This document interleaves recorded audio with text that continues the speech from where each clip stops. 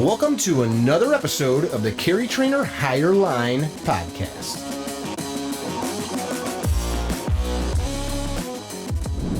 Hey guys, welcome to another episode of the Higher Line podcast. Maybe I should say guys and gals, because I know sometimes I see comments where people are like, hey, what about us ladies? And it's like, I think you understand that we just mean humanity in general, but no, we can't just be simple.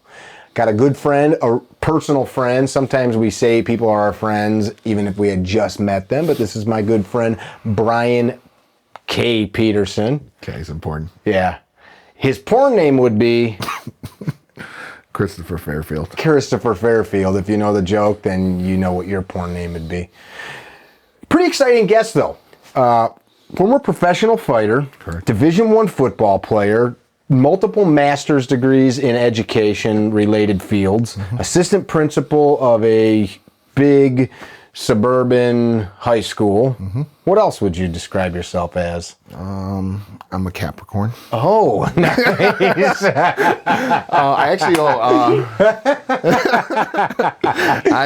That's good. Before education, I owned a restaurant. Did you? I always forget about that. I forget about that. And you have you got an entrepreneurial streak. You have a side business that you and a buddy do. A little side hustle. Go to different districts and high schools and do some trainings around tools we use to work with kids. So you're helping other educators be better educators. Correct. Which is a lot of what you and I talk about, like after hours at the gym. So Brian and I train together. He beats me up on the reg, and I kicked him in the dick real hard the other day. So that was cool. So I got that going for me. That's a fact. And you've got that going for you. Still. All right. So we'll start at the beginning. Let's tell people who you are a little bit, and then because you've got a really cool viewpoint, in my opinion, of the education system and like what your opinion is of what our role as adults is in educating young people, like as a society. And that's kind of what we want to pass on to you guys in this podcast is some of his viewpoints on that, which I think are valuable, especially for you parents or people that vote. So lay it on me. Who are you? So, I grew up in Round Lake, went to Round Lake High School. To be honest with you, I did really well in school. School was a good experience for me as far as the education. You enjoyed it? Yeah, I enjoyed going to school. I enjoyed the experience, but I know that without sports in my life, it probably would have been a different experience. I had a strong connection to my school and my community. Did you enjoy school because the sports were there? Like, were you like, yeah, I get to play football, so I got to do good in my math test? I think I had a plan. I think ultimately I always knew I wanted to play college football, and in order to play college football, you had to have some sort of success in the classroom. I also had parents where there were certain expectations around your academics, and in our household, average was unacceptable. So I remember the first time I came home with a C, my old man, I told him, I'm like, well, it's just average. Average isn't good enough. It's not a good day in the Peterson house. So ever since then, it was always had to have a certain grades to play or do what we wanted to do. Like I said, I always wanted to play football in college. I knew that. And I knew I wanted to play Division I football. I always set my goal to be at that level. Didn't play on the best high school program, and things were tough to get to that level. And I remember coaches telling me at one point, like, maybe I need to set my standards a little lower than D1. It didn't register with me. It still didn't resonate. I still kept pushing for that. I had opportunities to actually go to like Ivy League schools. Like at one point we were looking at going to Columbia University. Oh, cool. But I just didn't feel I kind of fit there. Which meant you had good grades. I did. I was like top 10 in my class and had like, at a 26 on my ACT. But with the football, you combine the two, it makes you a little more marketable. Okay. Long story short, through the recruiting process, it kind of all fell apart. I wanted to go to Ball State. I kind of got pulled out in the last minute of D1 and was left with nothing. My parents told me I had to go to register at the community college, and I was kind of trying to. So you went from Ivy League and all that to wait a minute. Now I'm going to the community college. But I didn't really even want to do that. Like I grew up hardcore blue collar, and at that time, like I saw guys who worked construction, and the guys who worked concrete drove the best trucks. So I was like, that's where I want to go. But I ended up playing in an all-star game, and they used to have an all-star game where they took the city of Chicago, divided it in half, and the suburbs north of Chicago played the suburbs south of Chicago. And through that, I ended up getting a full Division I scholarship. So somebody saw you at that game. The coaches there who were coaching me made some phone calls. So you could have blown that game off like, that game doesn't mean anything. I don't need to go risk getting my knee busted or something in a... Yeah, so I should even kind of elaborate on that a little bit more. I never heard this story. So my parents would have a difficult time getting me to the practices because they were out in Des Plaines, which was like an hour and 15 minutes from where we lived. And it was going to be tough with work and them getting me there. So we kind of made this compromise. And I'm like, okay, well, if I can't get there, I just want to go take the photo and get the jersey, and we'll call it what it is. And it was before Uber and whatever, right? So it was going to be tough. It just happened that one of our rival high schools, their head coach was coaching the all-star team, and he lived one town over. So he's like, Brian, if you can get to my house, I'll just drive you to practice. There's no reason.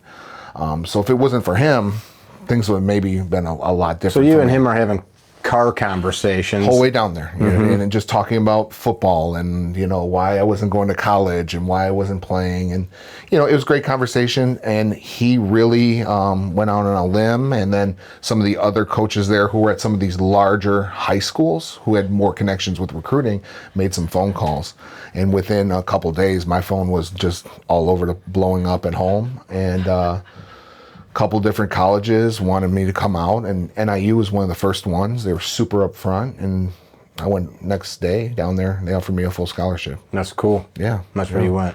That's where I went. I went there. I played there. But it was interesting, I had these aspirations then I got to this D1 dream, and sometimes you get kind of held up on what's next. Then it was the NFL dream. That dream lasted for probably 3 days, because they bring you out, all the freshmen out, and they run you through a freshman camp. It's basically just so you don't screw up practice when all the veterans get there, and you just get the routines. And I remember the day the veterans showed up, right away, my first snap against the veteran offensive lineman, I started thinking I better go to class. I better start showing up. So then I want to be a businessman. But all jokes aside, they were that good. They were that good. I just had great experience. I played with a number of guys who were not just played in the NFL, but were drafted in the NFL, who won Super Bowl titles and we're all pros. And it's just a great experience. And and I ended up getting a degree from, maybe I never would have done that, but it's just committing to that dream. And when you have that adversity and people tell you no, just keep going. But if it doesn't happen, having a backup plan. And, so I did. I went to class. I made relationships with different people on campus and had a great experience. What a novel idea to go to class while you're in college. Yeah. It was, I'll tell you what, though, after I got done playing football and things got a little easier in college, I got injured and had to stop playing. But you got a lot more free time on your hands. You kind of, you just get lazy. You don't go to class because you're just being lazy. And I did fine. I graduated. Everything went well and had a good GPA. But sometimes you get out of that little rhythm of what your life is, and it's so regimented. And when you fall off that track, it's kind of you get a little lost. Mm-hmm. Where did you get your degrees in? So I have a marketing degree with a sales emphasis, and then started a restaurant when I was 26. Out of college. We started really young, got out of the restaurant business, and then my now wife at the time was a teacher, and while we were trying to figure out what the next steps were, there was a sub gig for geometry. She's like, just come in and take it while you're figuring it out. Well, yeah, I had a great experience with the kids. I got involved in coaching, and it was kind of a no-brainer for me. You liked it. I dug it. I did. I really enjoyed working with the kids. I really enjoyed, just being kind of giving back. Like it became full circle. I had some great coaches. I had some great teachers. Were you in your mid-20s or so? I was 29, Okay. I think, when I started in So education. you had a little life experience under your belt. True. And seen some stuff and been around a little bit. Absolutely. Well, I remember I had to go back to school to get my teaching certification. They have an alternative program. If you have a degree, that's kind of it speeds up the process a bit. And the funny thing was, we had to go around the room at the university, and everyone had to give their reason of why education. And you had every novel answer there, like, I just want to change lives, and whatever, whatever the cliche. Nobody's saying I want a 9-month-year job where I can get decent benefits. Someone did say that. Someone did. I want It summers was off. me. Oh, it was me. I did. I actually said that. They said, "Why are you here?" I'm like, "Well, my wife's a teacher, and I think it would be pretty cool to have summers off with her." And just jaws dropped. Like, that's the guy. He said exactly He's what the we're guy. thinking. What did the teacher say? She gave me like the dirtiest look. Like you were the one telling the secret that nobody was supposed to tell. Yeah, I was like that's the wizard, man. That's the unwritten rule. Man. Like, that's you just, the guy. Yeah. So it first panned out rule of Fight Club is there is no Fight Club. Right. But it panned out okay. I had a great experience there as well, and I got through the process.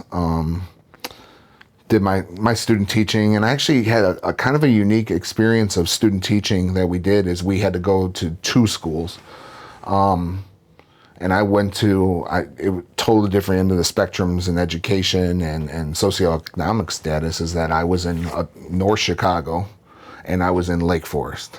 So for those of you that are not from Chicagoland, that is, like he said, socioeconomic status. That could be like lowest income bracket in the country to billionaires sending their Literally, kids. Yeah, billionaires. billionaire kids. Yeah, And it was millionaires just cool. easy. Definitely some easily. billionaires. Yeah, but it was eye opening to just see the discrepancies. Yeah. And So how so? This is interesting to talk about because you hear people talk about, especially race related, but just geography related, because those 2 communities are 10 minutes apart, 20 minutes apart. And so, comment on that. you go to one school and in the lower socioeconomic area, and we're sharing books. Like, we don't even have enough books for the kids. We don't have AC in the summer. It's hot. That it sounds small, like, oh, it's hot. We're talking like it's 98 degrees in a classroom, and you have little kids. It's hard to get them to focus. But you go to the other side, and you have classroom sizes where you're like 13 kids and 1 teacher. So very nice ratios. Yeah, great ratios. Every single type of support you can need. You have a more involved parent climate just because they're able to. And it's different. It's a challenge for the kids. You can see the challenges there. So the one side of that, though, is like in Lake Forest, these people are paying $20, $30, $40, $80, $100,000 in property taxes. Correct. Right? Easily. I mean, there's people around here that are paying $15,000, $20,000 in property taxes. So, like, there's finances there to do that. They're levying those taxes on the public. So, like, what's your thought on that? Should the people in the rich community help fund the education? I mean, because we do that on a state level. So we talked about this, some of my friends, some of my colleagues about this, and ultimately we're talking about kids, right? And I would like to believe that at some point we need to try to level some of the playing fields just on what opportunities are presented to kids. And for example, like my son does go to a school on the North Shore, which is, one of those where they have the resources. And he struggled with reading. He was getting intervention 5 days a week in groups of like 3 kids. And he went from he was on the verge of almost getting like to an IEP, like an individualized education plan, and being put in like special education class for his reading, to a point where now he's reading amazingly. He's doing great. But in some of the schools I worked in, They'd have just... he would have never gotten that. He would have never gotten any intervention his levels, he would have been in regular classes. So it creates these discrepancies, and it does put some kids at a disadvantage. And it has to come, it all comes down to, in my opinion, all about the money. The interesting thing about that is, like, my mom taught me to read. So every night we would read. She still, to this day, if I was there, and I said, "Mom, let's read a book." I mean, I don't do this because I don't want my mom reading to me. But if I did, she would read every night, you know, to her kids, and have you read and have you work on it. So, like, I look at that, it's like, so this parent, not you per se, but like this student, anywhere town USA, that's not getting the special attention. Like, I had a hard time in a lot of stuff because I hated being there. I didn't want to be there. Like, you like school? I was like, oh, I could just frickin' never go again. Right. I fantasized of Huckleberry Finn sitting on a raft, you know. I'm going to find me a grown-ass man and we're going to build a raft and go float down the Mississippi. That was what I thought about. But, like, school boards are awesome because, and when by that I mean it's localized government, right? Like, we're going to figure out what we want to do in our schools. Do we need a pool? Do we not need a pool? Do we have grass on the ball field, or are the kids playing on dirt? And of course we have, like, state and federal mandated stuff, but where do you draw the line on, like, what's divvied out and who splits it up? Well, you draw the line on kind of like a needs basis, right? Like, you can't have a pool when you don't have books. So those conversations, I'm sure, in different, we'll say, boardrooms or school boardrooms, are very different. Because when we're talking about having to, in some districts, we're going to talk about, you know, how are we going to just pay our basic minimum, whatever. How are we going to have books? What are we going to do for transportation? What are we going to do with just those very, very basic meeting needs expectations? Where in some districts, we're having conversations about how big should our field house be? How many courts do we have on this? Where in some, you're not even getting those opportunities or even coming to those discussions. So, you know, we're talking about kids ultimately, right? And we would like to, at some point, you know, think that if every kid had the same opportunities of where they're starting, like, maybe it changes projections for them long term. I know, like, in Round Lake, where I grew up, I didn't have the same opportunities. I remember going to, you know, when you go to your sporting events, just walking into, say, a Niles North High School and seeing this giant field house, and be like, this is a school, like, right? You This isn't a college. Yeah, exactly. So it would be great if we get to a place like that, but like you said, we have groups or communities where they are paying these astronomical property taxes and these pools. Like, do they want their money divvied up and handed out everywhere?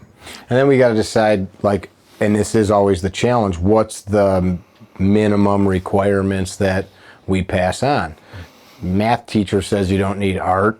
Art teacher says, how can you not have art? Because if we don't have art, we're not going to be compassionate about each other and can't express. And you know, I'm not arguing one or the other, but I mean, we see these changes constantly. What is it that's the bare minimum requirement that a kid needs? I mean, there's shit kids are learning now that has nothing to do with what the job market requires. Correct.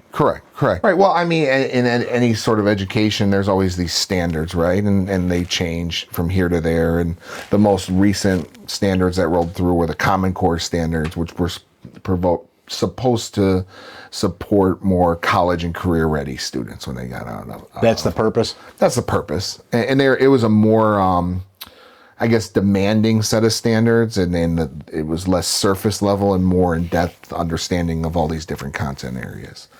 But when you talk about this idea of, like, what standards they should have, I think one of the best examples of this was there was a principal at Wheeling High School, new principal. He came in and he surveyed the community, which he served, parents, local businesses, of what they wanted that high school to be. And what I take away from this is that community wanted their kids to come out of high school with a career. very blue collar area, heavy manufacturing, really heavy manufacturing area. So what they did is they went in and they brought in CNC machining, and they had a full-on CNC lab in that school. So what kids were doing, they're learning to program CNC machines, and then they're working with these local businesses where the kids are not working at McDonald's. Yeah. They're working at a tool and die shop They actually program have a CNC, job. and they're making, and we got to think too, in this working class family, that kid who was working at McDonald's from the time he got out of school until 2 a.m. sometimes is now working second shift at a manufacturing facility and making $15 to $20 an hour. And the reason that kid was working all those hours because he's contributing, he's paying a bill or rent. So now when they leave that school, they stick around because they have a job and they stay in that community. Now they're making money. They're going to buy a home. They're going to now pay taxes. They had this amazing experience at the school, and they're going to stick around and they're going to support education anymore they're going to support education more because they had this great experience. Now they're involved in the school, and it kind of becomes this cycle. That's a long-term vision. Community. It's about building community. Yeah. And outside of that, they had a whole hospital room in their school, and so people were walking out as CNAs. They were doing R&D for pharmaceutical companies on like designing like needles and then manufacturing some of this stuff within their school. That's cool. And it's pretty wild that, he went out, found out what the community serves, what they want, and then delivered.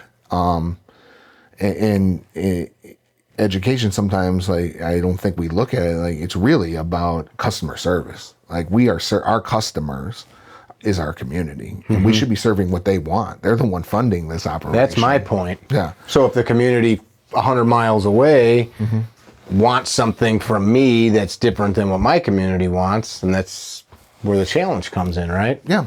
But we have to be open to that. I think we do. If we want support from our community, like we should be attempting to at least get their input and try to.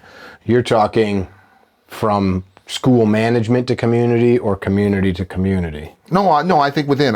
So let's just take a school district. That's probably the easiest way. And in Illinois, we have tons of school districts. In some other states, we have, county school districts. It's different. But I think we should be working with our taxpayers and with our students and with our families to find out exactly what they want that to be and try to match that. Sure.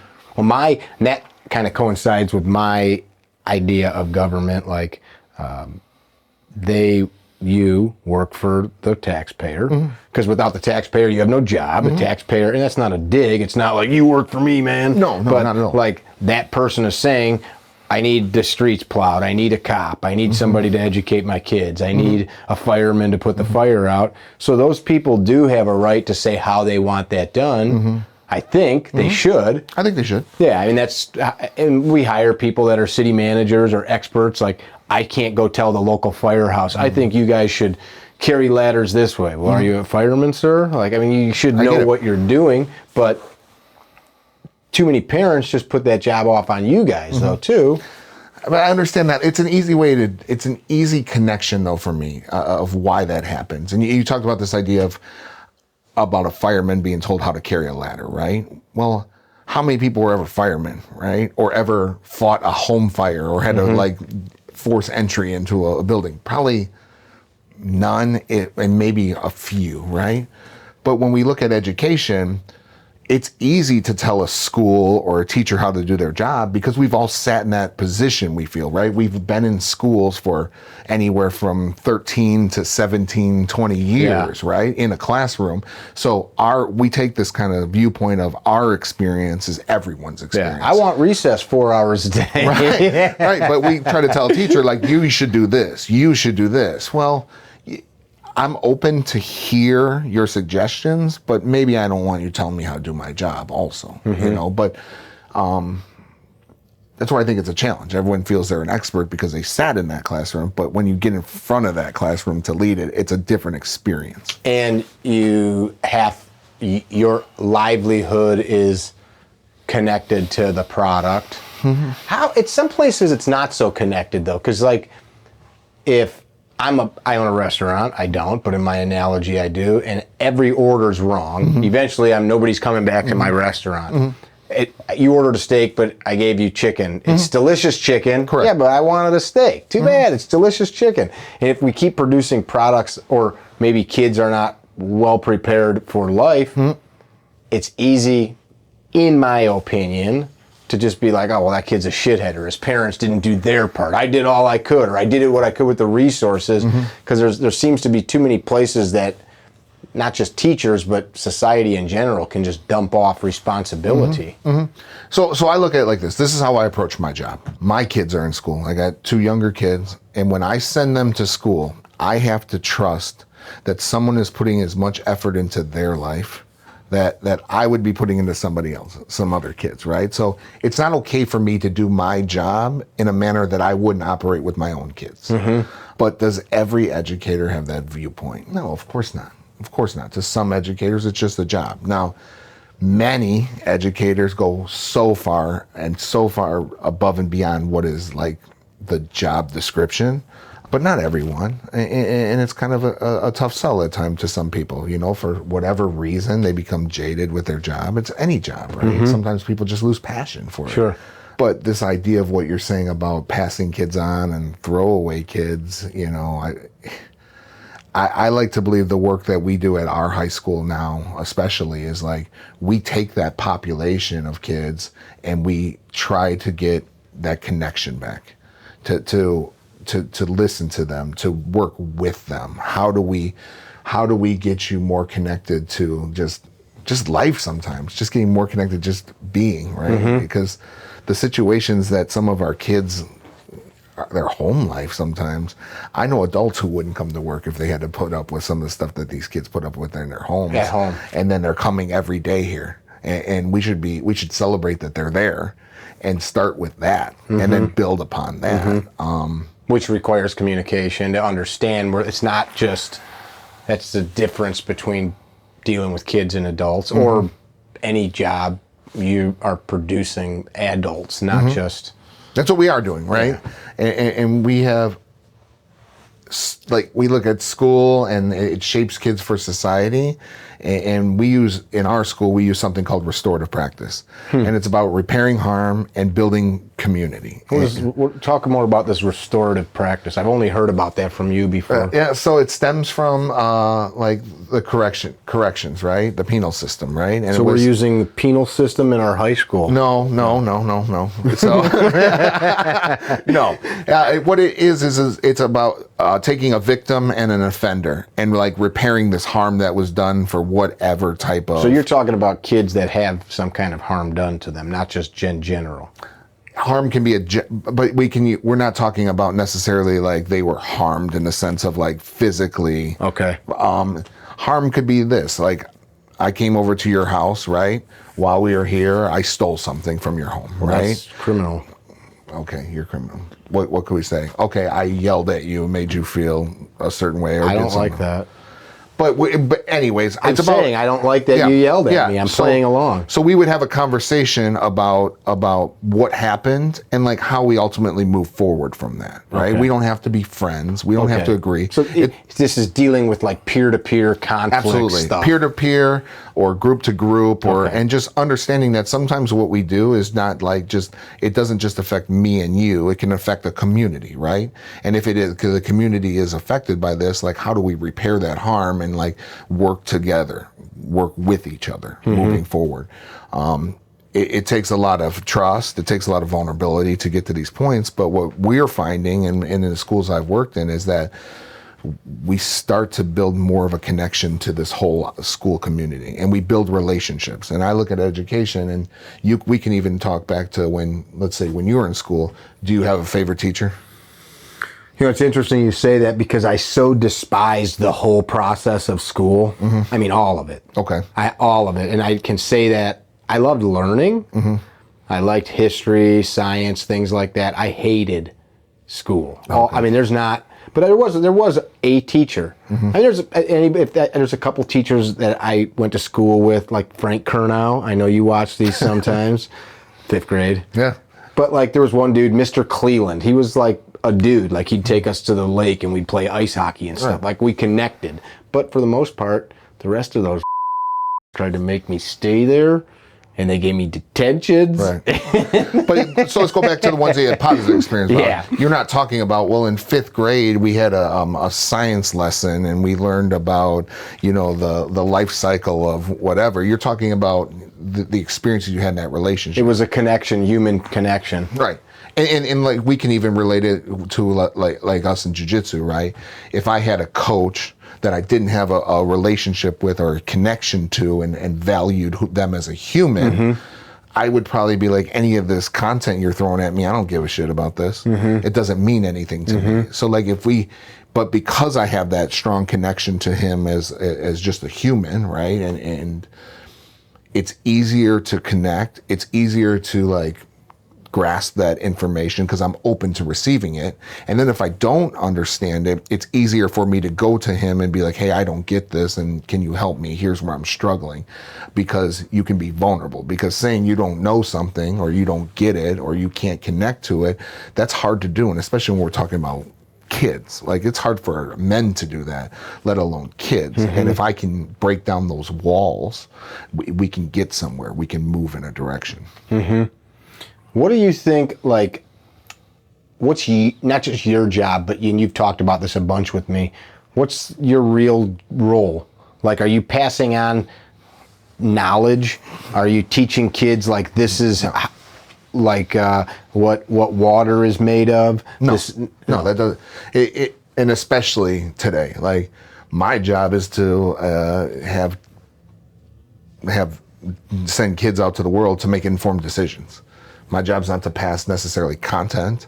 My job is to allow them with the tools. Some of it is knowledge, right? Like there's basic knowledge that we're going to throw out there, but like I just want them to be informed decision makers. I'm not trying to influence their opinions. I'm not trying to influence where, you know, I'm not influence politics, those types of things. That's not my job. My job is to give them the tools they need to make those decisions. And I think like the most important thing right now is the ability to like access information, but also be able to critically analyze the information that's pumped at them. Seems like that's something that is long gone. Like our founding fathers, most of the signers, all of those guys studied the ancients. They all read Plato and Aristotle and like understood how to craft an argument. Not all of them, but many of them. That was what being learned was. Now we don't. You just look through like comments threads online. It's like there's a phallical argument. There's a phallical argument. You're just like making shit up to make shit up. Like you can't even like have a discussion between two adults without things just going to nowhere. Well, how do I explain this best? I don't know. You got 2 master's degrees. I barely graduated from 3rd grade. It's shocking that I have those. But we don't engage in conversation the same way anymore, right? Like we try to shorten everything, right? We don't do this. Hack it. I always say this, and we when we're at the gym, right? We sit around, we have these great conversations, and we have a very usually without any clothes on. That's true. So these conversations that we have a very Shorts. A very diverse group of people with us that with different careers, different life paths, different ethnicities. Yeah, always and ages, all of it, and we've built this trust where we can be open about what we have to say. And it will be critically analyzed, right? But there's never that where you're like judging me or you're going to be talking to me. No, you get what I'm saying, no, right? I think what I'm hearing is exactly why we get along. Like this is what I think, and somebody might be like, I don't agree with that, but cool that you think that way. Yeah. And many times without that, you get this like mindset, right? And there's no growth. Just there. an echo chamber. Right. And we don't have that. I don't feel we ever have that. You know, if I'm coming in there and saying something that's total bullshit, like someone's going to call me on it. Yeah. But they're going to not just like say, oh, you're an asshole for thinking this way. They're going to be like, this is why I feel that's wrong and provide evidence to support that argument. Well, without that dialogue, it can't skew my opinion either, right? If we never have that dialogue, I'm just like in this kind of like mindset that I'm always right. It's kind of the adult version of what you're talking about with the kids, where you care about them, thus you get a good result from the relationship, but it all takes work. Like the teacher can't contrive that care. You have to show through deeds that they care. You can't just be like, hey kids, I'm your teacher, I care about you today. Like, absolutely. You can't like just make that up in conversation either. Because if you didn't know me and we just met, we might have like a nice convo, but it wouldn't be the same conversation after years of knowing each other and sweating on each other. And no, I agree. And you know, this year mentality, right? And, you know, it's being I don't know what that means. What you're saying, sometimes it takes years. It takes a long time to build this relationship and move kids. You know, I get to see kids come in their freshman year, and sometimes they come in with like basically like a discipline record that's miles long. But by the time they come through our school, sometimes these kids are very often they're like the model student. You know, because they've been able to build some relationships and people have looked at them different and started having different expectations for them. And it's awesome to see that. Like the kid who was like a throwaway kid, like let's just push this kid out and get him out of school. We work with them to keep them there. And then they know that you're supporting them and they're willing to do more and they get more involved and they end up finding their path. And that's just fun to watch. It's fun to watch them come back in 2 or 3 years and talk about what life is like now and how difficult life is for them and being an adult and having this career. It's a cool path to watch. But if you just gave up on that kid on year one because he yelled at you, they're a broken toy, I can't. Yeah, throw them away. You know, we can't do that. I'm not okay with that. Do any of these kids know you were a fighter? Do you have like a picture in your office of you with the gloves on? They're all like, shit, I can't say anything to Mr. Peterson. Yes, let's just go. Yes, they know I fight. I've had kids come to the fights. You know, I've had kids who wear my shirts. I had a whole staff once wear my shirt on like Boss's Day or something. But it's funny that's like the common viewpoint. Like, oh, the kids, like, they must be scared of you. Like, kids don't care, right? They don't care about that. I try not to be that guy. I try to be the guy who connects with them, who talks to them, right? Like, who tries to get them to think about why they're doing what they're doing, why it's wrong, how to modify that behavior, who it's affected, and how we get that on the path to what their idea of success is. Not my idea, not their parents. Like, what is your idea of your successful life, and how do you get there? And it's small steps. It's like, remember that movie, there was Moneyball, about the Oakland great A's? story. And they talk about how did they get there, right? It was that time in like the home run hitting days. And how did they get to the World Series? They did it by taking guys who just got on base because you had to get on base to score runs. And if you score runs, you win. And that's kind of how I look at what we do in education. It's like, it's never the home run. Like we're not swinging the bat once, knocking it out of the park and changing lives. Like it's every day. It's those little walks that are getting us closer and closer to that end result, that idea of success. So what I'm hearing is we need more people caring about more kids. Because you can't do that. I mean, your school's got hundreds and kids in it. You can't touch them all. No, you're right. And you won't, but somebody should. There was a study that came out not too long ago that it just connected. If a student had a relationship with an adult, they were like something like 50 to 60% more likely to graduate high school. Just connection with one adult in a school. Well, you think about that, that means that some kids have no connections with these adults that they're interacting with every single day. So it's kind of alarming that how is that happening? That you wouldn't have a connection with anyone for it when you're there for 9 months, 5 days a week. That's kind of alarming. Things are definitely different. Like my kids are both out of high school, and I remember having conversations about like peer-to-peer conflict stuff, like girls, my daughter and girls at school be getting into some stupid stuff. And the way that it was dealt with, it's just like, man, like we're treating some of this stuff like it's capital, murder case. And it's two girls that, had a stupid verbal argument in the hallway over whatever. There's stuff like that that seems like blown out of proportion these days. But then there's other stuff.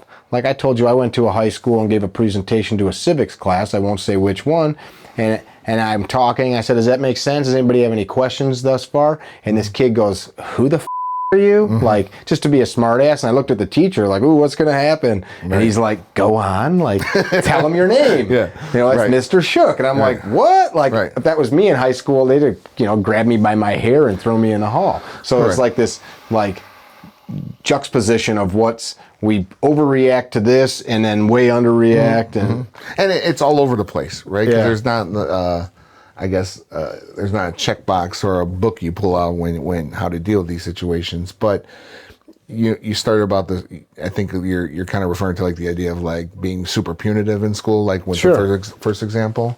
So these are my takeaway on some of the real extreme punitive measures. When I've had to suspend kids or potentially expel kids, you know, you always look back on their discipline record. And it's not like it was a one-time offense where you're doing these things. So when you talk about suspension, right, out of school, if it worked, we wouldn't be at this point. It would have worked when they were in 3rd grade, 4th grade, 8th grade. So I look at like we need to sometimes just modify behavior. And if I can modify behavior and keep the kids in school and not push them out of that community, that's my best bet. Now, do I suspend? Do I expel? Yes, because we have to. Right? There are times where suspension is important, and usually it is like if it creates some sort of a safety concern, right? 2 kids fight, right? I don't want to necessarily bring them back the next day when they're all hot and they're going to maybe fight again, right? Kids bring weapons to school. That's serious offense. But yeah, now we're talking real stuff. That's different. Yeah, real stuff. But also though, at some point though, if I do have 2 kids who fight and I just suspend them, and then they come back the next day, they're still angry at each other. We didn't really fix anything. We kind of just removed the problem. So that's what we do. We work when those kids either on the front end before they go out or when they come back, we sit them down in a room and we run through some series of questions with them to get to understanding like how to fix this and how, not necessarily that they're best friends and hang out, but like how can you two coexist within these walls? And it's just about walking away. It's not about right or wrong. You can argue right and wrong, but we have to move forward. And how do we move forward? And what does that look like moving forward? And we've had a lot of success with that. We do that now with teachers in our building. When a teacher like writes a kid up for like a referral, we offer them an opportunity to sit down with a staff member who like mediates this conflict and runs through a script of questions. And through that, we ran through, I think last year, close to 200 of those, where we had 2 of those conferences, and over 80% of them had no repeat problems between the teacher and the student. Having that discussion helped. Right. Yeah. It totally did. It totally helped. Or we could just, try to suspend our way out of that problem, which you just create kind of sometimes animosity between the two. Yeah, you got me in trouble, F you. Yeah, so now I'm just going to push back harder. Dig my heels in. Right. Yeah, so yeah. It's the ego kind of gets in the way, and this kind of breaks that all down. What do you say about, I'll just throw a couple ideas out there. So like in my opinion, academia is gone crazy, like especially in higher education.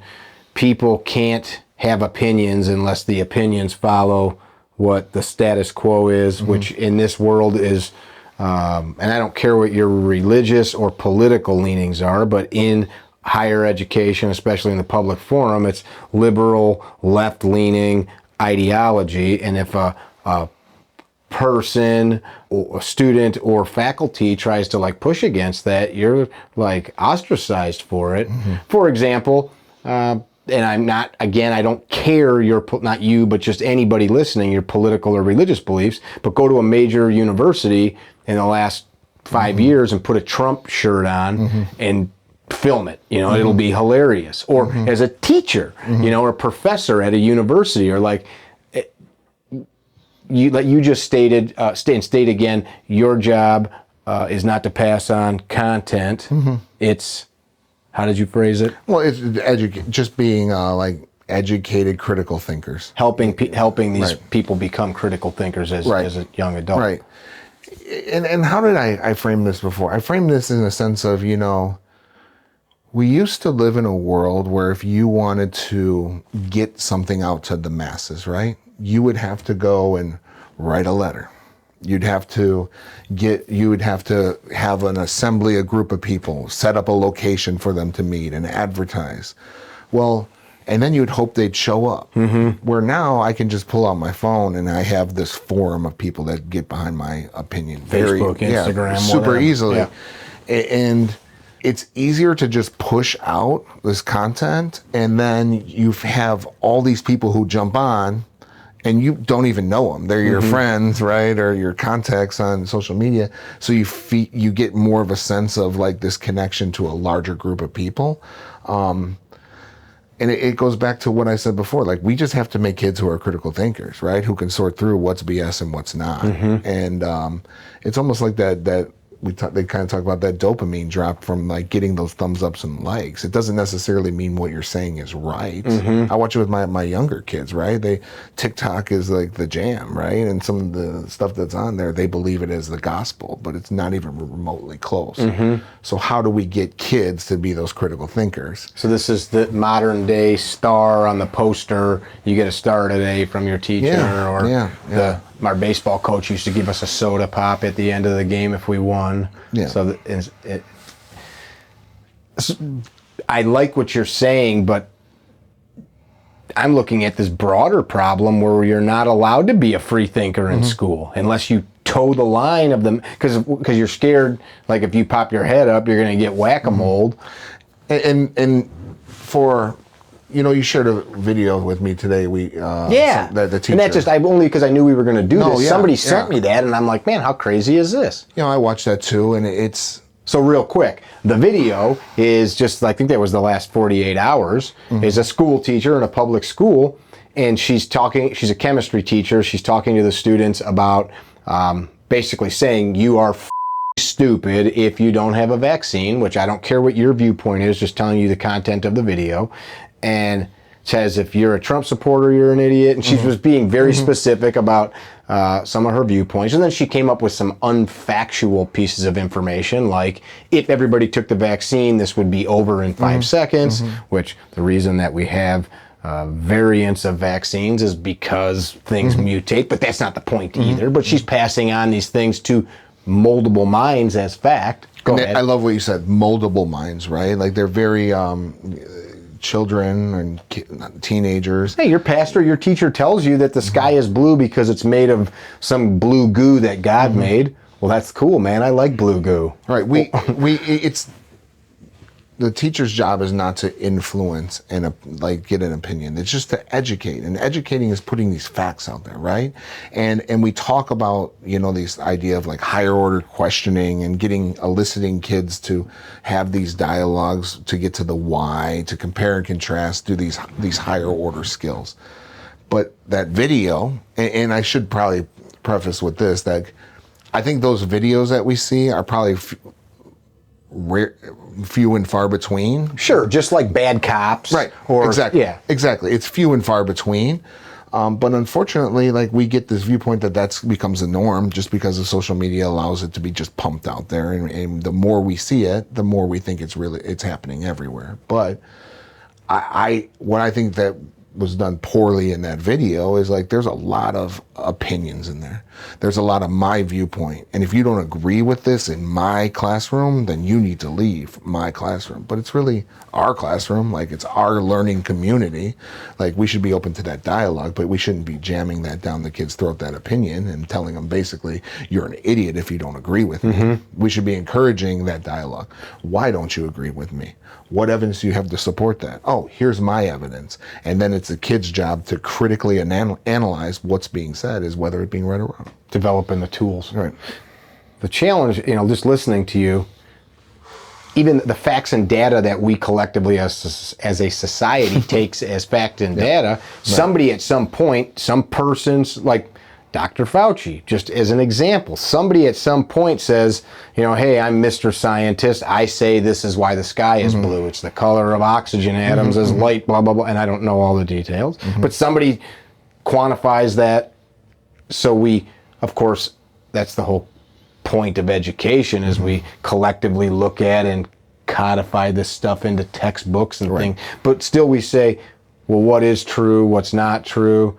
Dr. Harvey, the guy that figured out that the heart pumped in circulation. And that for hundreds of years, you probably know this story, they thought that the liver produced blood, and then your heart pumped it, and then it just diffused into the ether. And he sat down and he figured out, I don't remember the exact amount, but it was hundreds of gallons of blood that your liver would need to just produce from nothing. And he's like, that's impossible. Like, you don't consume enough stuff. And so he started dissecting things.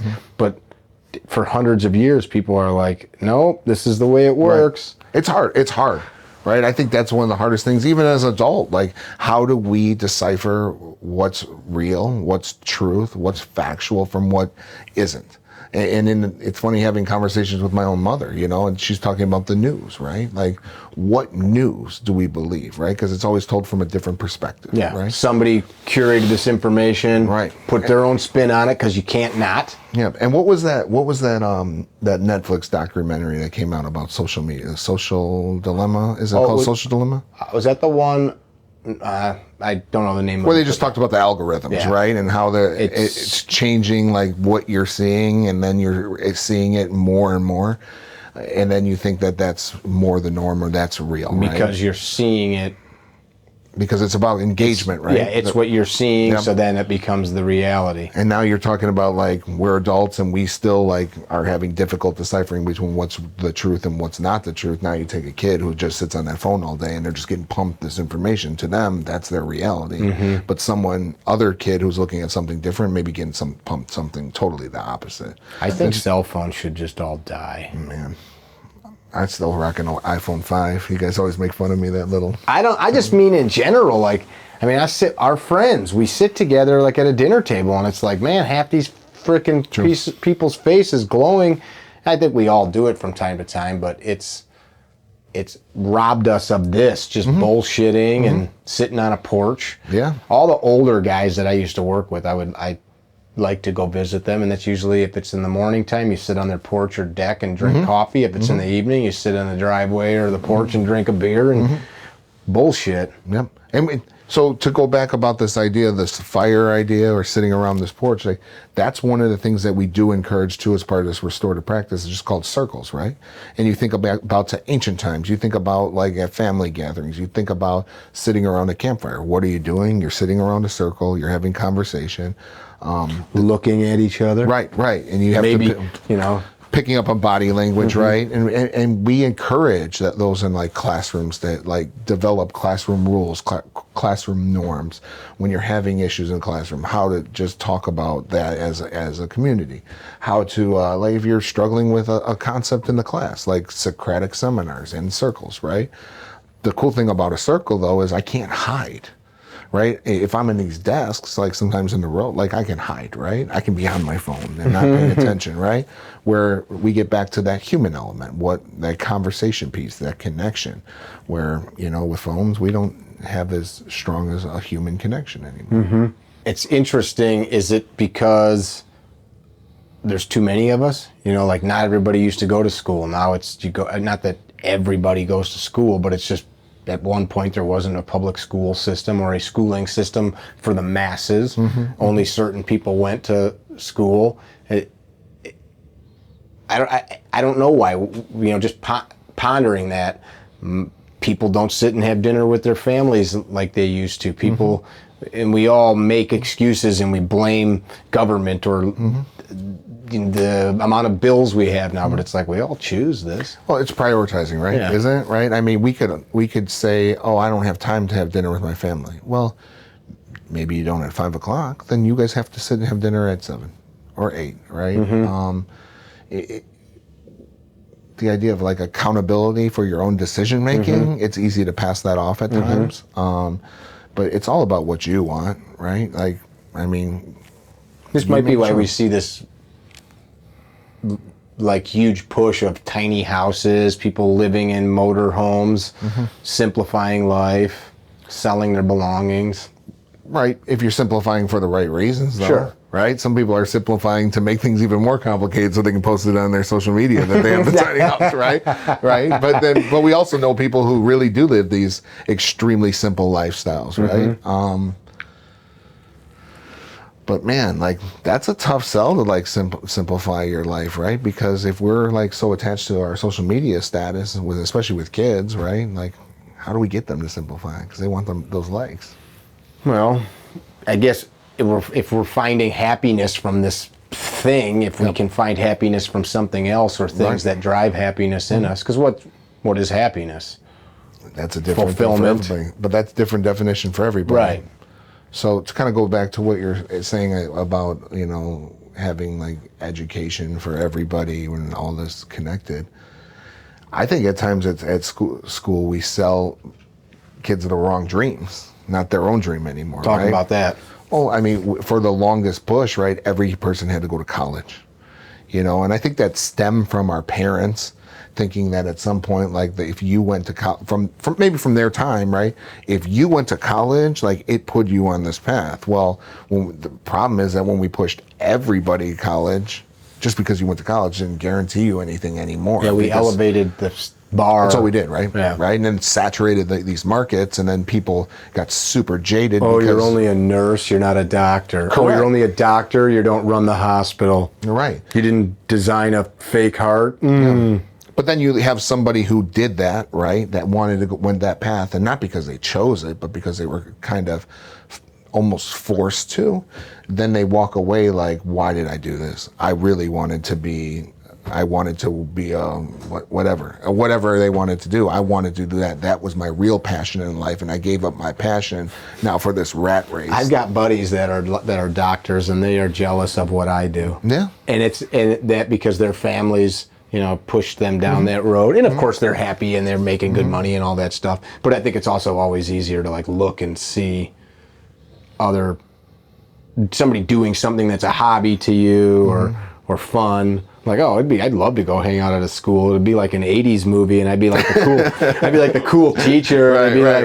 Right. Slow clap as I like, you know, like you can create like fantasies in your head. Yeah, exactly. Yeah, and you know who talks about our Dan says this really well. Our coach, right? He got his shirt on. Yeah, I do. He talks about what he wants to do with his stepdaughters, right? About like they should travel. Like, go travel for a year. Go see the world. And it was like Gary Vee just talked about that too, about like why you want, this lady was talking about she has to send her kids to college. He's like, if you're sending them to be like basically like a doctor or something like that, they have to go to college. But if you're sending them there for the experience, send them to Europe for 3 months and they'll get all of that in 3 months and be more cultured and more broad in a sense. So it's not always the college dream. I don't think is always right for everybody. 1,000% agree. I mean, I didn't do it. I've gone to higher education, but I did not do the path like you did. I've got family that has mountains of debt, and they still, I don't know what I'm going to do. It's a lie. It's the biggest bubble in our economy now. Yeah, I think too, like sometimes we go to like, why did I go to college and why did I go the route that I did in my college major, for example? It's because I didn't have enough confidence in myself to tell my parents that, no, I'm doing this. This is my life, right? And I think we even have we see adults do that even, right? They don't have enough either confidence in themselves or belief in like their dream and their vision that they can be successful. Right. Yeah. Right? That's what ultimately comes down to, right? Like, are you okay telling people, no, that I can do this? That dream or vision thing, I say it every recording pretty much at some point. What's your goal? I don't know yet, so I'm going to go there to find it. You're going to spend $50,000 or $100,000 to like maybe find a thing, like you said. Yeah, go travel around. You know, kick some rocks over, and maybe you'll. And I think people listening, they might be that have saved the money for their kids, or the young person wants to go. But to hope I'm going to go walk around in the forest, pretty much, and hope to see like a pretty spot to make a home. That's like what it is. I'm going to go walk in an unknown location and hope to find it is nuts to me. While you're spending massive amounts of money. And we've doing lied to kids. I've got a nephew that's going right now, and I love him to death. It's $32,000 a year to the school he's going to, which I know many people paid similar or more. But so much of why is it's just because that's what you're supposed to do. Yep. I mean, I'm really good at telling people that told me I'm supposed to do anything. Yep. So, Drew, how much of your college education do you use these days?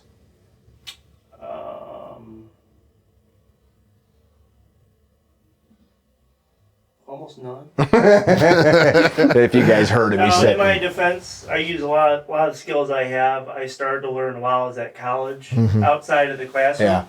So I'm a self-taught kind of guy. Me too. And I think that's the other thing. Some people don't. Their path is not go. Like, I probably shouldn't even go into high school. If you could change something in education as a whole, like if you had a magic wand and could just be like, and I mean, not just be like, oh, free lunches for everybody with home cooked pot roast for every meal, which would be super cool if you did that when I was in school. We all take naps, pot roast for lunch every day. Not that cheap diner pot roast. I'm talking legit, like mom made pot roast. No, I know. You ever had my pot roast? No. I'll make a mean pot. I'm going to have you over for pot roast. I'm down. Back to the question. I'm going to hand you a magic wand. Yeah, my magic wand. You can. You are Brian the Good Witch of the North. So I think my experiences in the schools I grew up in, the schools I worked in, the schools I've coached in, and the schools my kids go to, I really do see the need for us to really start to try and level the playing field of opportunities for all kids. So you want socialism in absolutely education? not. That's what I heard. No, I want the same. I want opportunities that are. And it's easy to say that when you're not in it. Sure, I got you. So here's the way my brain works. I just want to push back. So, because so the community we're in, and I never, we don't need to like name communities, but the community I'm in, let's just say that there's 5,000 families here. Moms, dads, you live in the same town I do. Moms, dads, we invest in the community through our tax dollars and through civic organizations, all that stuff. So we work really hard, just hypothetically. We've got a beautiful town, the streets are clean, we've got good schools, we've got good fire, police, good services. Right. But then another community where people don't work as hard, they have less stuff. Basically, we're saying because community A works their ass off and has more resources, community B that doesn't work as hard needs to glean some of those resources. I mean, that's the way my brain hears it. I get it. I get it. Is the hope that then those students will be elevated through the work of this community that then ultimately So go back to this. Why did public education start? And in my opinion, tell me, you know more about it. I think it was for the betterment of society as a whole. Sure. I mean, every one of our founders said that knowledge was the key to passing on our So republic. if our founding fathers for this country agree on that viewpoint, that education is the key to getting us prosperity, right? Why would we say that this kid over here should get a better chance than this kid over here? Because as the judge said from Caddyshack, the world needs ditch diggers too, you know. But was kind of a joke. but those ditch diggers can come from everywhere. So look what's happening, and you and I agree on this. Look what's happening in our country right now. Like, I was a carpenter most of my life. I dug holes. I've had my arms in sewers. I've been in attics full of frickin' bat shit. So I'm not above any of that. I've scrubbed. I one time used to maintain a restaurant. I'd go in there at night and their floors would be so scuzzy that my buffer wouldn't cut through the shit. So I would, on my hands and knees, all around the urinals and shit. No, I get it. But people don't want to do that work, and I'm not patting myself on the back because nobody wants their kid to grow up to be a dude scrubbing piss stains off a bathroom floor. Yeah. So maybe that's the idea of what I'm saying for opportunities, and I'm not saying necessarily like we're sending every kid to college. Like that's not should be the goal. I'm not saying that I'm saying that. But like this example that I talked about the high school with the manufacturing, right? They had the funds there to build these facilities within their schools, right?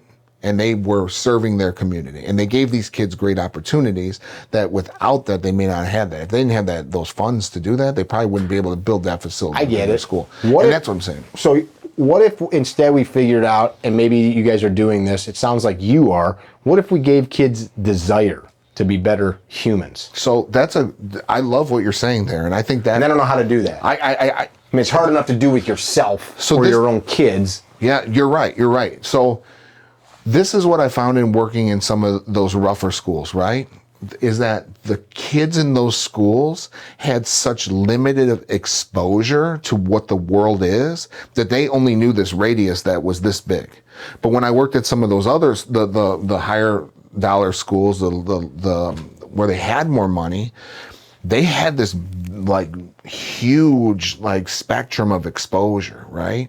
So for me, why did I want to work in construction and do concrete? And I'm not saying that this is wrong. Fancy truck. No, yeah, I did, but that's all I saw. Sure. Right? So I had why an wouldn't you opportunity, think it? right? I had the opportunity to go to Columbia University. I had an opportunity to go to Harvard. I had the opportunity to go to University of Chicago. These great places, but I didn't feel I was good enough for that because I just wasn't exposed Your to worldview put you in this box or in this. Yeah, that's what I felt like, right? And then, you know, I went to this recruiting thing for Columbia, and like we showed up, and like my dad had on a polo shirt and like some old like Payless shoes, and everyone's in suits. Like it kind of made me feel a little less, and I didn't feel comfortable. That goes back to the self-confidence thing, You didn't right? see yourself there, right? But like the kids who are around that all the time, that's just their norm, right? Mm-hmm. Like I think it would be like for where the community where I worked in, where we said everyone's had millions and billions and CEOs and this, that's their norm, right? It'd probably be a harder stretch for them to go work construction, right? They'd be like, what is this? Which, on that note, people listening, this is like such a simple thing. It's like my philosophy of life.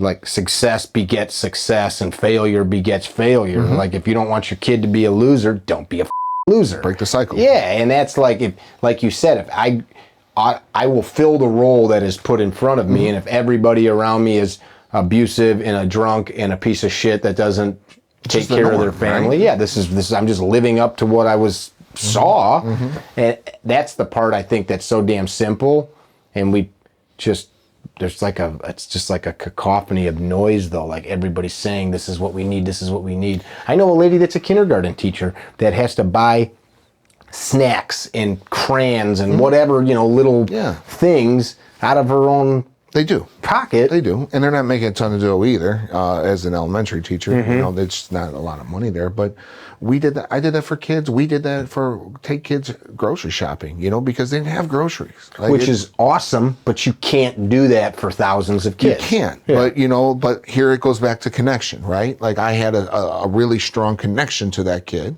And because of that connection, I did things because of who just our experiences together. So right? it's almost help who you can. Right. Like you can. Yeah, that's just be a good human, man. Like it's kind of the golden rule, right? Like, I agree. So it oversimplifies it, but it's oversimplified. Just be a good human, right? To that aspect. But kind of put this more in perspective, you went to this idea of kindergarten, you know, like I told you the example about my kids and all the support we had, but when I was in one of the schools where I was an assistant principal up where I'm at now, we had kindergarten classes where there were 41 kids in a kindergarten class. Wow. And for these kids, their first time ever they didn't have preschool. They weren't, a lot of them didn't come from preschool or anything Bawling like their that. eyes out. So it's a brand new experience for them, and like try to teach alphabet to 41 kids. It's not a lot got done, and it's unfortunate. And that's where I kind of talk about this idea of just having some equal playing fields. So that's the challenge, like for people though, is I'm doing it in my community. Right. I pay $7,500 a year in property taxes just to the school district. No, I understand. You know, we pay like $15,000 in property taxes. So wait a sec. Not only, and my kids are not even in school. So not only am I still supporting the neighbor kids who I love, but now on top of that, the town next door or the town 40 miles away where these people are not willing to carry the same load I have to. And that's just I understand. me. I'm just spitballing, not just No, me. you are, and I get it. And am I saying equal? No, I'm trying to say more level. You know what is annoying to me? Like I talked about this with your sons one day. They're not annoying, but like every town pretty much has a library, right? And there's computers in them with access to the internet if you can't afford the internet. Like So when people are like, I can't afford a phone or I don't have these things, I don't know. Even a little community usually has a library within 10 or 20 miles of it. Like, you have no excuse. I know a dude that got a law degree in jail. Like, you can do this stuff if you want to. True. And I'm not just talking about kids, but adults in general. Like, because people listening are like, oh, well, my kids are going to get the same education I did or the same level of care because I just don't have any more. Well, so you're just saying you're just not going to try any harder. I agree with you 100% about this idea of like effort, right? Like, I think that's what we're alluding to, right? Like, I suppose that's a good way to put it. It's about effort, right? Like, you need to put effort into success. Nothing should be handed to anybody. And it really doesn't work. But if you're never exposed to that, in a sense, right, of like how to get there or like a path to get there. I'm following you. And that's what I'm trying to get to. Which is kind of like I grew up in this alcoholic. I didn't, but I grew up in this alcoholic place. So now I'm just an alcoholic loser. I thought that's the norm, right? Right. So what you're saying is as a society, we should care enough to help expose these kids to concepts and things to give them the inside juice. Right. And we get this argument often is like, that's the parent's job, right? Which like, it is. Which I expose my kids to as much as I can. As many experiences as I possibly can. You even let them around me. You're right. But I do. I try to do that, right? Because I understand the value of that, right? And it's all ends of the spectrum I'm trying to expose them to. The good, the bad, and kind of let them get their own viewpoint of what the world is and what they want the world to be for them. But not all kids who come to us have those opportunities.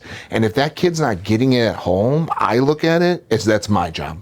And that should fall on me.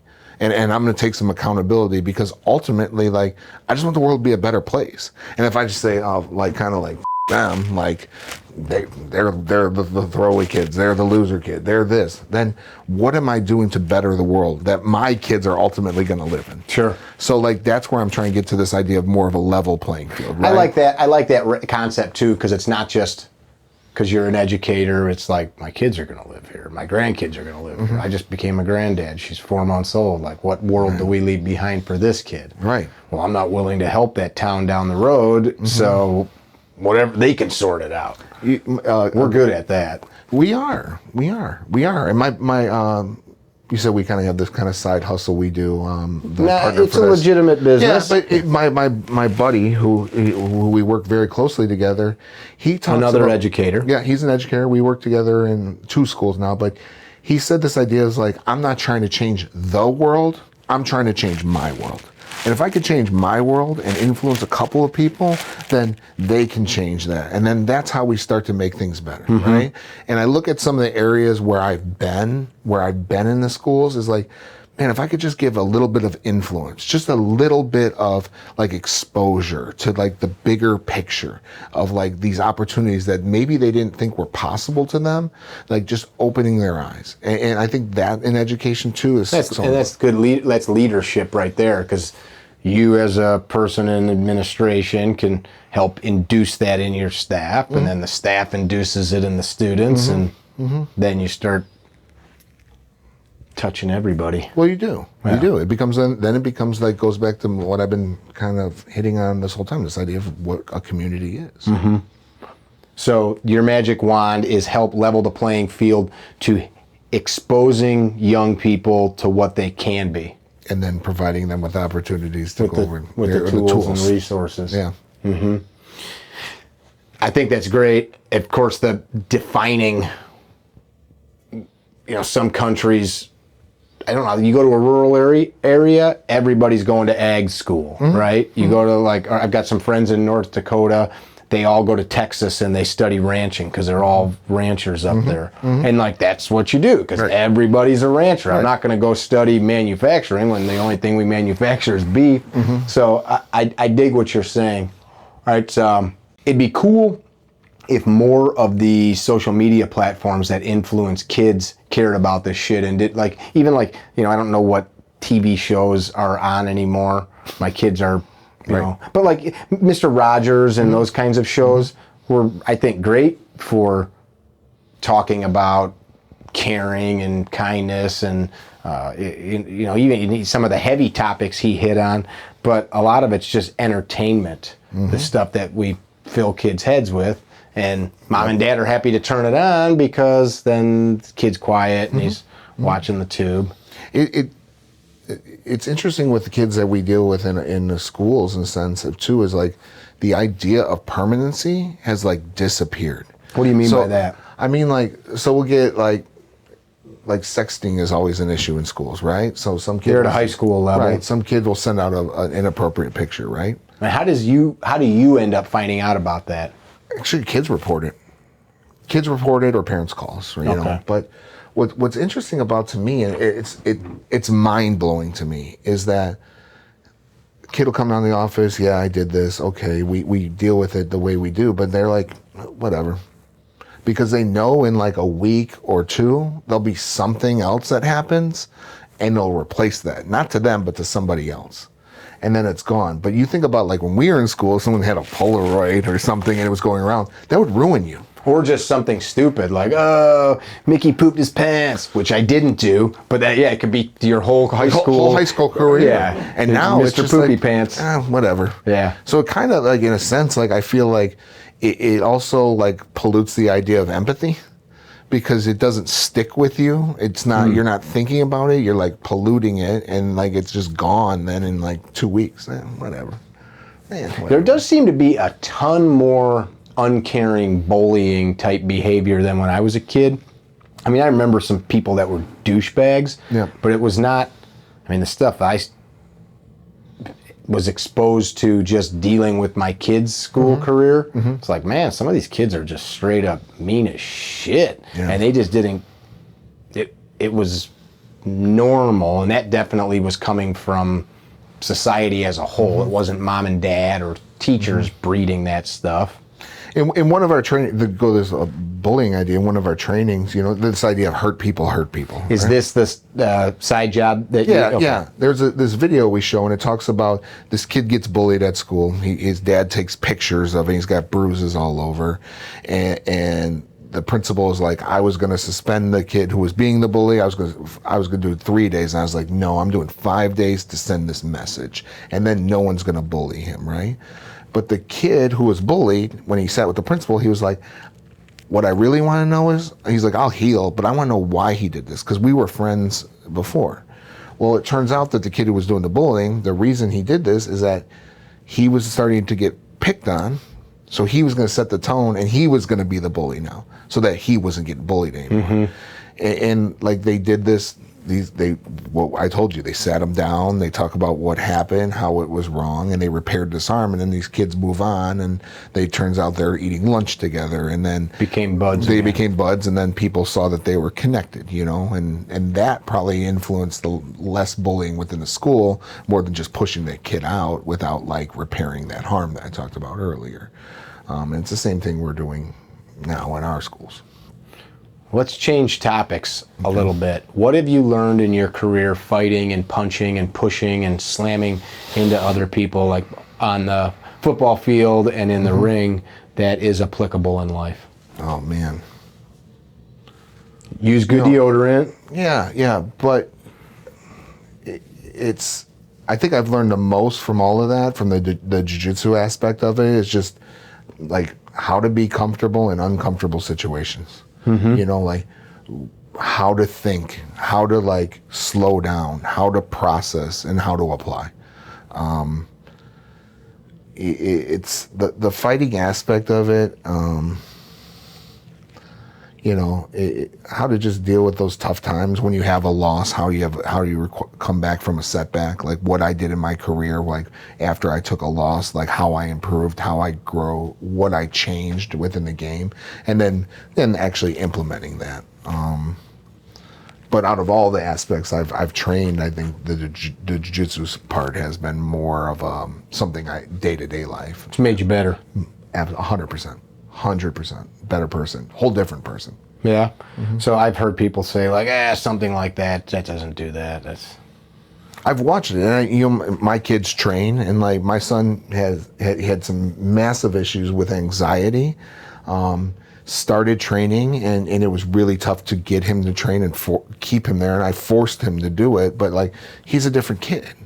He's a different kid because of that. I watched it build confidence in him. And I've watched him understand like how to, I watch him on the mat. I watch him like about to cry when he's like uncomfortable, and then like breathing through that and like processing it. It's wild to watch in a little kid. You know, we're talking about an 11-year-old kid doing that, you know? So what can it do for an adult? Same exact thing. I dig it. I think we covered a good chunk of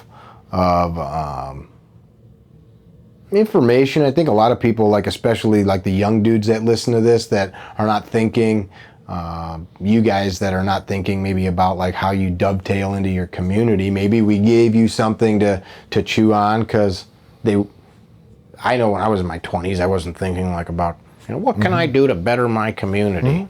You know, I definitely was more self-centered and selfish, so I think we gave people some stuff to chew on.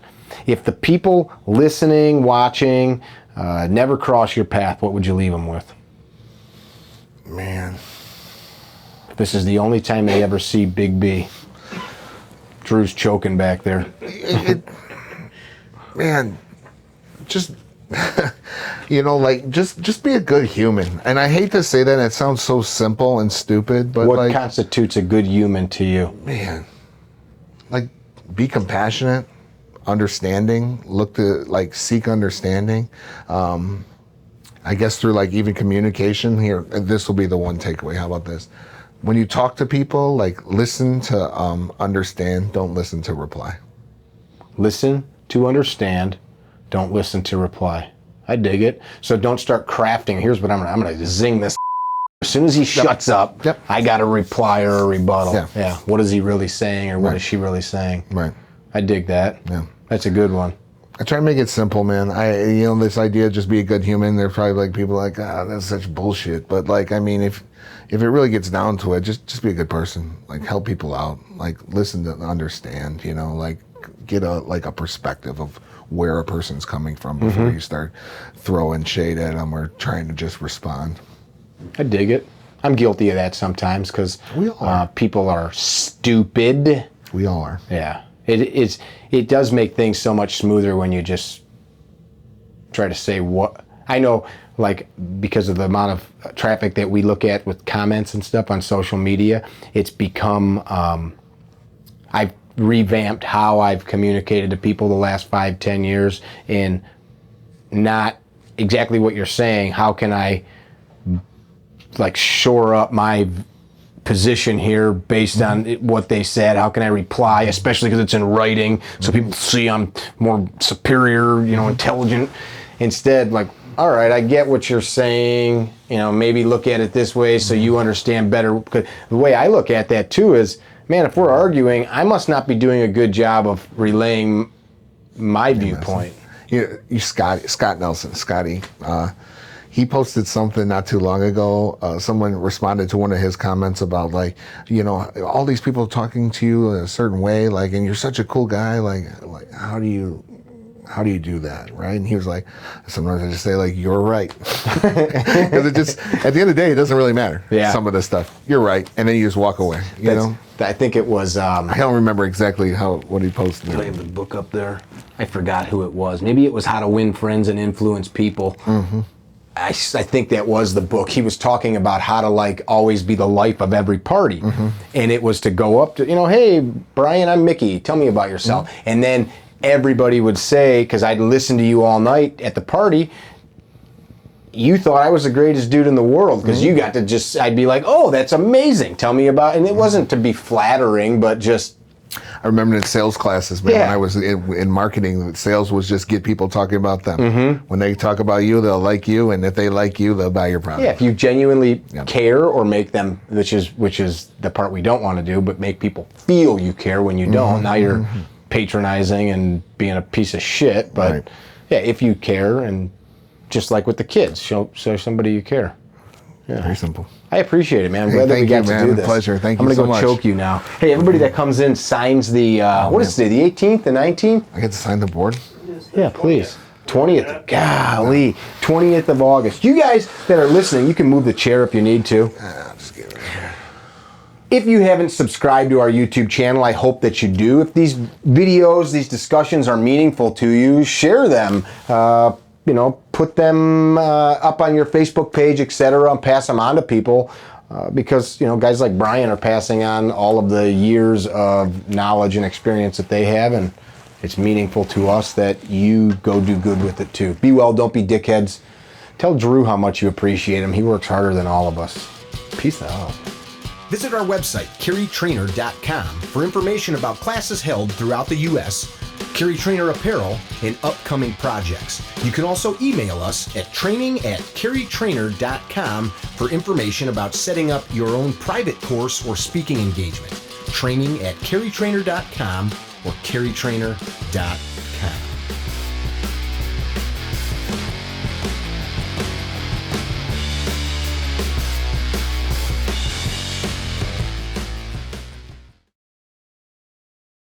I said I got me some gunfighter gun on. Gunfighter gun on, baby. Gunfighter gun on. No more gunfighter blues. Made in the USA. Amazing lubricity. 100% synthetic, baby. So it's gonna last you longer. So go on CarryTrainer.com and order yourself some gunfighter gun or gunfighter lube to get rid of your gunfighter blues. I said go on and order yourself some gunfighter